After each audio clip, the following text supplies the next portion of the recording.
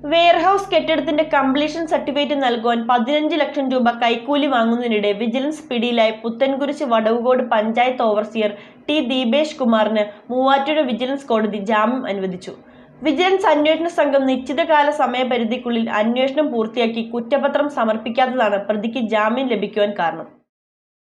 Warehouse കെട്ടിടത്തിന് completion certificate നൽകാൻ 15 ലക്ഷം രൂപ കൈക്കൂലി വാങ്ങുന്നതിനിടെ വിജിലൻസിന്റെ പിടിയിലായ വടവുകോട് പുത്തൻകുരിശ് പഞ്ചായത്ത് ഓവർസിയർ ടി ദീപേഷ് കുമാറിന് മൂവാറ്റുപുഴ വിജിലൻസ് കോടതി ജാമ്യം അനുവദിച്ചു.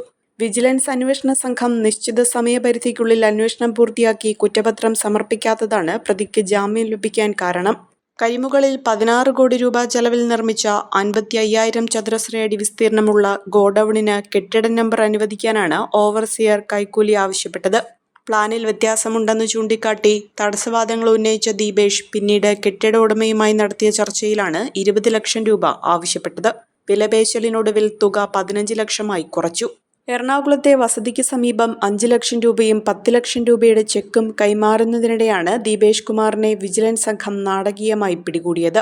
അഴിമതി നിരോധന നിയമത്തിലെ സെക്ഷൻ 7A പ്രകാരം രജിസ്റ്റർ ചെയ്ത കേസിൽ വിശദമായ അന്വേഷണം നടത്തുമെന്ന് വിജിലൻസ് പ്രഖ്യാപിച്ചിരുന്നെങ്കിലും കുറ്റപത്രം നൽകുന്നതിലെ കാലതാമസം പ്രതിക്ക് അനുകൂലമായി. Mobiles PO junction Muvattupuzha.